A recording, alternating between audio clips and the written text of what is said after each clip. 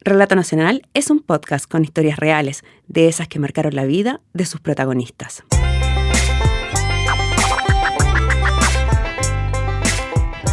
Hola, soy Nancy Castillo y el capítulo de Relato Nacional de hoy se llama Los Vengadores. Lo titulamos así, pues así los bautizó la prensa en Chile cuando se conoció de sus aventuras. Dos jóvenes en sus 20 años, dos amigos inseparables desde la adolescencia, que decidieron defender al inocente y darle una lección a los fascinerosos. Suena a cómic de superhéroes. Pero efectivamente, Juan Pablo y Fabricio vivían con una capa de superhéroe oculta bajo su ropa. ¿Cómo empezó todo? Todo partió una noche de Halloween. Una noche de Halloween fue en la casa de Fabricio, de Fabro, perdón. Era como una fiesta de disfraces y no teníamos disfraz para ir. Y dijimos, pucha, tenemos todo el equipo, hagamos algo entretenido y nos disfrazamos de policía. En ese tiempo ya jugábamos Airsoft nosotros, entonces teníamos todo el equipo, los chalecos tácticos y todo el tema. Claro, y dijimos, vamos de policía. Ya, y nos disfrazamos de policía, pero fue una jugarreta, ¿no? Y en medio de la fiesta llegaban una amiga, salimos a buscarla y nos topamos con un asalto. Y con Fabricio ni siquiera lo pensamos, fue como algo que nos nació, fue como una comunicación telepática, así, instantáneamente nos miramos y sabíamos que teníamos que actuar ante la situación. Al principio no lo notamos, no pensamos que era un asalto porque parecía más como una especie de... Era como un juego entre amigos, en verdad. Sí, era como dos personas en estado de ebriedad. Nosotros los quedamos mirando, nos pareció extraño hasta que nos dimos cuenta que la forma de hablar de la persona hablaba como alguna persona que estuviera en estado de ebriedad, pero era porque tenía problemas cognitivos y tenía discapacidades. Y la estaba siendo asaltada por un sujeto. Entonces ahí con Fabricio actuábamos, Fabricio lo salió persiguiendo, yo salí atrás, lo perseguimos por un par de cuadras, íbamos con las pistolas y ahí se armó la persecución hasta que logramos atraparlo. Obviamente todo eso que andábamos trayendo encima era parte del disfraz, pero el delincuente pensó que éramos policías reales. Ahí partió la historia de los Vengadores. Y nosotros al detener al tipo nos dimos cuenta que se nos hizo muy fácil. El tipo no puso resistencia, de hecho él mismo nos pasó las manos para que lo esposáramos. Nosotros lo amarramos con unos cordeles del polerón y recuerdo que salieron los vecinos y entre aplausos y felicitaciones muchos vecinos comentaban, no, pero por suerte gracias a Dios están los policías aquí para poder ayudarlo, qué bueno. Y nosotros así como... Igual nos hizo sentir bien porque no siendo policía la gente sentíamos la gratificación de ellos. Y ya como habíamos armado el papel no podíamos decirle a las personas, no, nosotros no somos policías. Así que seguimos con el papel hasta el fondo, hasta llevar al delincuente a Carabineros. Lo cierto es que ese interés por actuar como policías había nacido mucho antes de esa noche de Halloween. Siempre desde niño nos gustó defender a las personas. O sea, si veía una pelea en el colegio, Juan Pablo se llevaba los combos, yo también me llevaba los combos, pero separábamos la pelea. Ya creciendo, también veíamos que a nuestras mamás la habían asaltado y nadie hacía nada.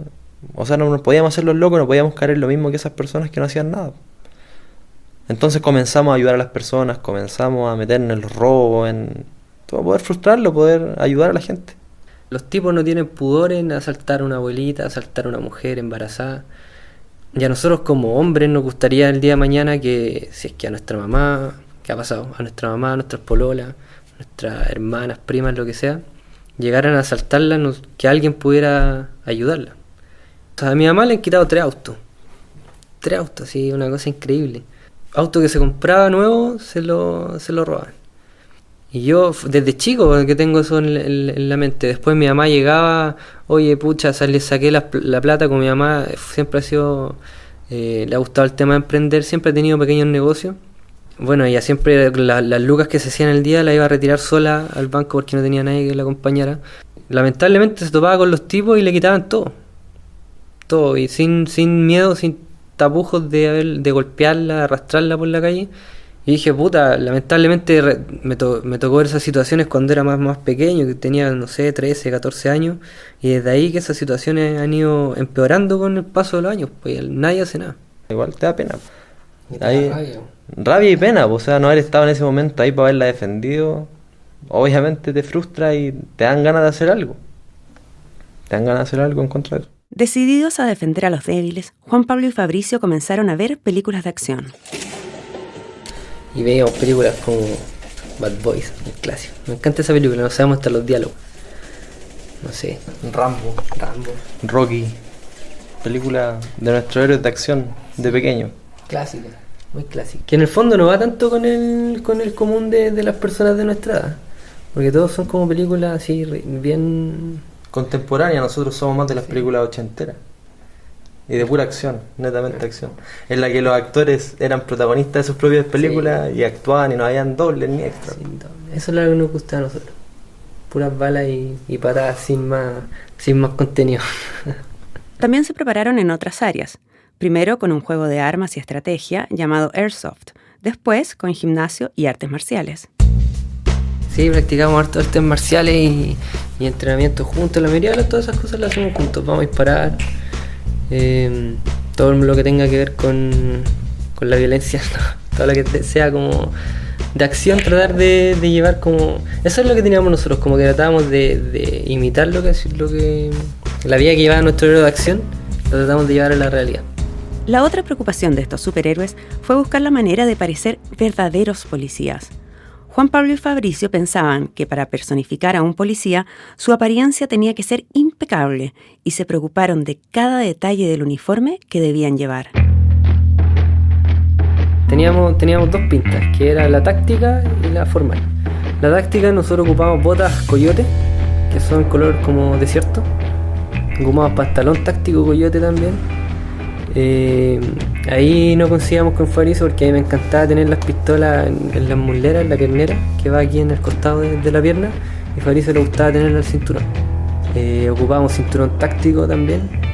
En eso teníamos mucho cuidado en esas cosas porque nosotros nos fijábamos en los policías y los policías, si bien es cierto, ocupaban la tenida táctica, se descuidaban en cosas simples, como por ejemplo un cinturón que no pertenecía al uniforme. Un cinturón de cuero, por ejemplo, con un pantalón táctico no pegado.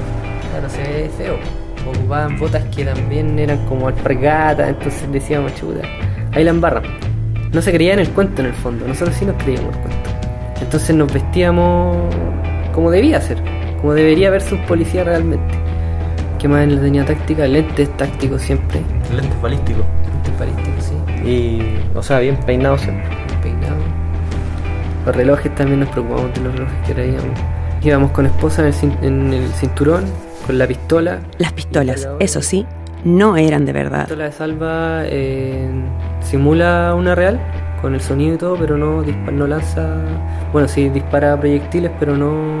A quemarropa te puede hacer daño, pero si la disparáis, no sé, a una distancia prudente no te va a hacer nada. Puro ruido.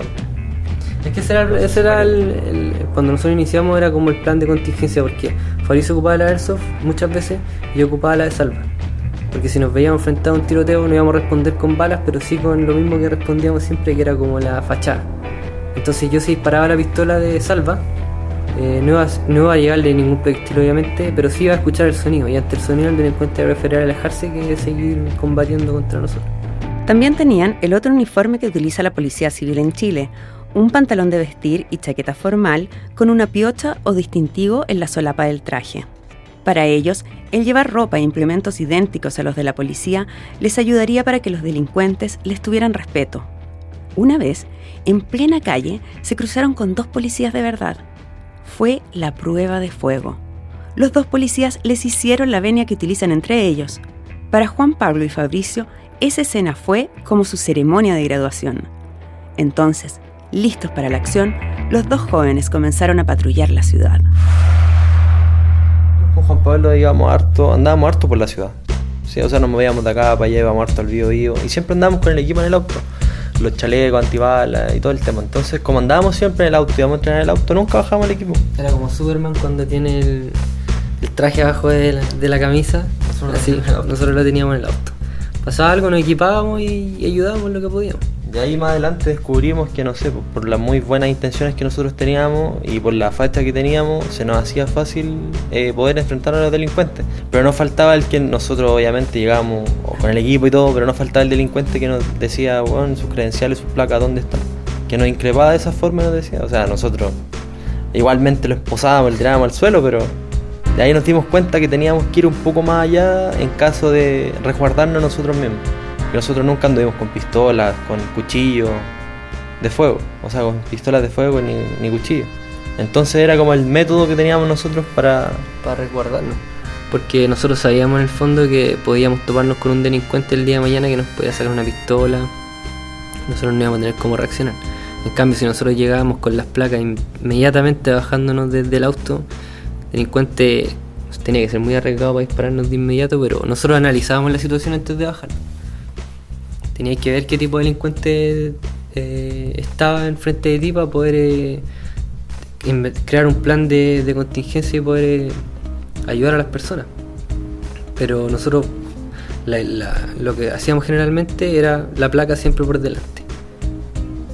O sea, la identificación es nuestra siempre por delante. Así el delincuente tomaba el respeto inmediatamente y así nos evitábamos tener un enfrentamiento. Fabricio y Juan Pablo atraparon a varios delincuentes.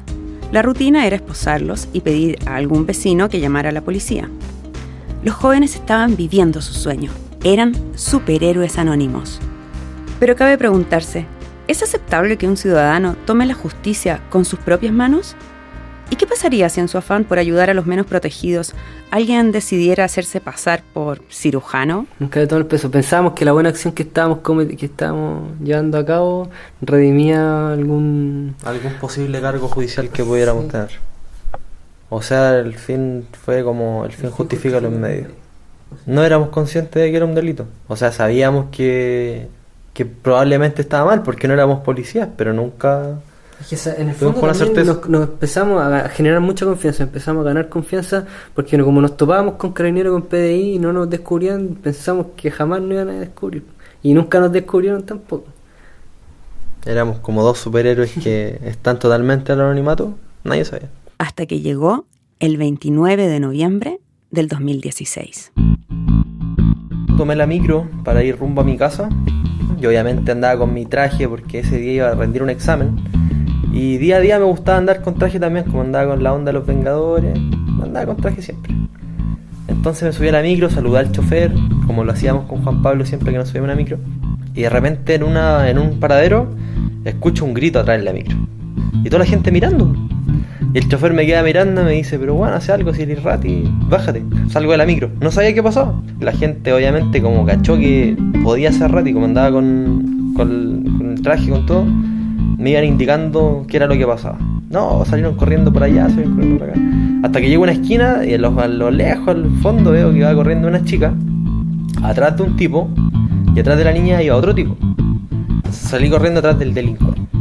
Corro 2 cuadras, más o menos 3 cuadras, les doy alcance y logro dar con el delincuente que le había robado un teléfono a la niña. Le saco la pistola porque el buen me iba a increpar. Saco la pistola y le digo, policía, tírate al suelo. 3 segundos se tiró al suelo, lo dejé ahí reducido y le dije a la niña que fuera a buscar lo que le habían robado. La niña llegó con el teléfono, yo le dije que era policía, que me iba a quedar con ella hasta que llegara alguien a ayudarla, que no la iba a dejar sola, estando con el delincuente ahí. Y comenzó a llamar a Carabineros, PDI, nadie contestaba. Y ya cuando caché que no contestaba nadie, saqué a la esposa, lo esposé y lo dejé ahí sentado, esperando a que llegara alguien. En eso pasan carros de Carabineros, no pararon, yo le hice señas, no me pudieron ayudar, no quisieron ayudarme, yo creo, porque me vieron y no quisieron ayudarme. Después pasó el rato, tienen que haber pasado unos 20 minutos y llega otro carro de Carabineros que ellos sí me pararon. Y yo le dije, por favor ayúdenme, que soy policía, tengo aquí a un tipo detenido, lo tengo esposado, necesito ayuda. Entonces yo tenía la fe de que iban a llamar a un carro de Carabineros y no, se comunicaron con la central de investigaciones. Pasa un rato, tienen que haber pasado unos 10 minutos y llega un carro de la PDI de civil. Veo a 2 hombres bajarse de un auto con traje, pistola al cinto y dije, chucha. Llegó la PDI. ¿Cómo agarré tanto vuelo? ¿En qué momento llegué a esto? Y nada, saludo al subcomisario, se identifican conmigo, yo me identifiqué con ellos, comenzamos a conversar y el comisario me acuerdo que me pregunta qué es lo que yo tenía que hacer. Yo le dije que tenía que dar un examen, que me había bajado a ayudar a la niña porque la habían asaltado. Pasan como 10 minutos más y llega otro carro, con 4 detectives más.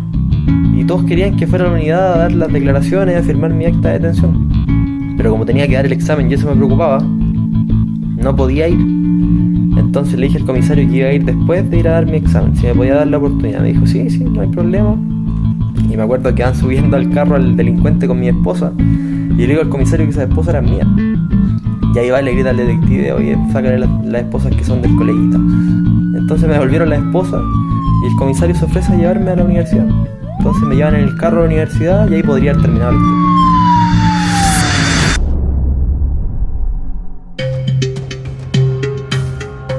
Después de que salgo a la prueba, me comienzan a llamar.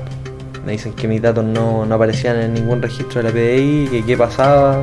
Yo le dije que le iba a explicar todo cuando llegaran. Y ahí fui a la casa de Juan Pablo, que quedaba a unas cuadras de la U, y le conté la historia, le dije todo lo que había pasado. Yo nunca pensé que fuera algo tan grave. Y me dijo: tengo que ir a firmar el acta de detención. Vamos, me dice. Él seguía con la idea de que fuéramos allá de policía. Y yo le dije: mira, tenemos dos opciones. Que nos pillen aquí, vengan a la casa, o vamos y contamos la verdad. Y fue como que nos miramos y dijimos: hasta aquí no llegamos, po. Vamos a tener que ir a contar la verdad, pero vamos con todo el estilo. Ahí Juan Pablo se puso su terno, pistola al cinto, yo también la misma. Lentes balísticos, piocha, todo. Y dijimos: vamos dispuestos a recibir lo que venga. Queríamos caer como héroes, po. O sea, nosotros pensamos que los detectives iban a decir: ya, estos chicos están haciendo pasar por nosotros, pero al final los descubrimos o llegaron acá porque había un detenido que hizo uno de ellos. Pero no. Pensamos que por la buena acción que hemos cometido nos iban a decir: felicitaciones, vayan a su casa. A la vez fuimos en el auto. Ni siquiera fuimos capaces de sacar la baliza del auto. Fuimos con todo lo que teníamos, con toda la caballería. Y en eso nos bajamos del auto, dejamos obviamente todo, pistolas, credenciales, todo adentro del auto. Pero nos paseamos por la brigada de la PI como si nada. Nadie nos pedía identificación. Pasamos por los pasillos, todos los detectives nos saludaban como si hubiésemos sido uno más de ellos. O sea, primero entro a la oficina del subcomisario, que no me encontraron los registros, y me dice: Fabricio, ¿por qué no te encontramos? Y le dije: pucha, en verdad no soy policía, yo admiro mucho la institución, mi abuelo fue funcionario y todo el tema. Y me dice que si andaba con una credencia. Yo le dije que sí, me dijo dónde la tenía, se la pasé. En eso mira la credencial, me mira a mí y mueve la cabeza. O sea, yo en ese momento igual le vi la cara, tiene que haber dicho: puta, o sea, ¿por qué se está haciendo pasar por nosotros? Yo estoy seguro que si hubiese dependido de él, no nos deja detenido. Pero ya después sale de la oficina, que tiene que ir a... Sale de la oficina, Fabricio queda adentro y sale de la oficina. Y después llega una... ¿Qué rango tenía la chica que llegó después? Bueno, no recuerdo. Llega una policía y nos llegaron como a mirar. Salieron muchos policías de la oficina a mirarnos. Y en eso sale un comisario, recuerdo. Y ahí dice: espósenlo. Espósenlo, ahí nos vimos todos los policías mirándonos y fue como: espósenlo. Y después yo recuerdo que de un largo rato que seguía sentado ahí, Juan Pablo salgo y estaba esposado. Mientras Fabricio estaba adentro, sale otro policía y me dice: ¿ustedes en qué vienen? Yo le dije: en auto. Me dice: ¿dónde está? A la parte de abajo. Me dice: ya, ok, tenemos que ir a revisarlo. Y fuimos. Y estábamos bajando y me dice el policía, me comenta: puta que la cagaron. Me dice: sí, tal cual. Ahora tu amigo va a quedar detenido. Y ahí yo le dije: ¿por qué motivo? Y me dice: por su usurpación de funciones, suplantación de identidad, algo así me comenta. Y me dice: tenéis que decirme con todo lo que andan. Yo le dije: ya, ok, revisa el auto, ahí está. Aquí tenemos el equipo, les mostré un poco el equipo. Tomó todas las cosas, las metió en la mochila y subió conmigo. Y de ese momento pasaron como 2 minutos y salió un detective y nos dice que nos saquen las esposas porque ya de ahí no íbamos a salir. Toda la jefatura estaba preocupada de los Vengadores. Querían saber por qué hacían lo que hacían.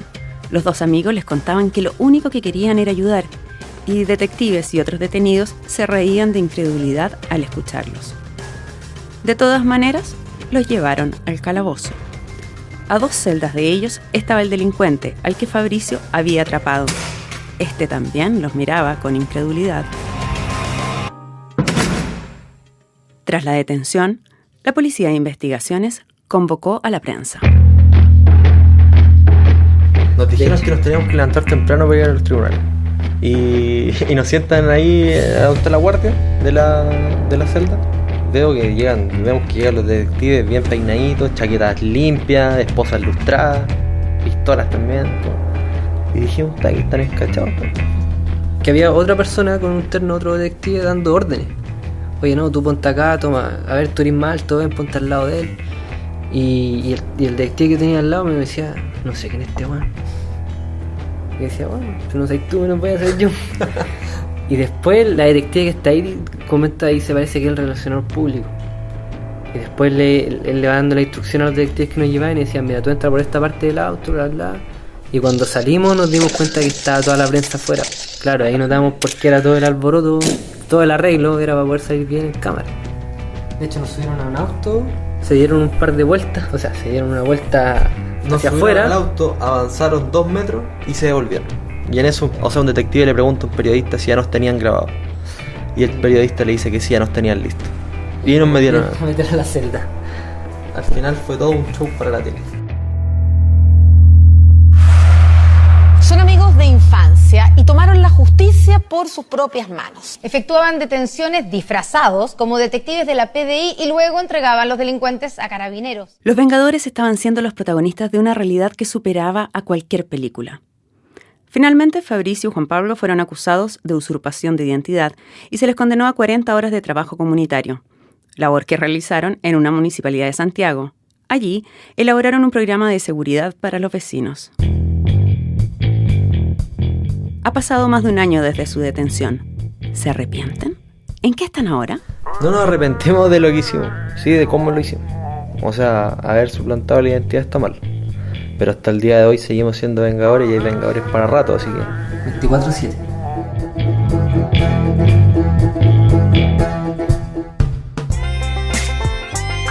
El capítulo de Relato Nacional de hoy se titula Los Vengadores. En la dirección, Nancy Castillo. El guión fue realizado por Daniel Castro. La periodista fue Josefina Aguirre. Y en la edición de audio, Marcelo Cotton.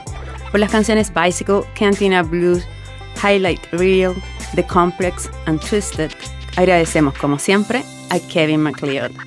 Recuerda, si te gusta nuestro trabajo, califícanos en Facebook, iTunes, Stitcher o SoundCloud. Si quieres escuchar más capítulos de Relato Nacional, ingresa a www.relatonacional.com.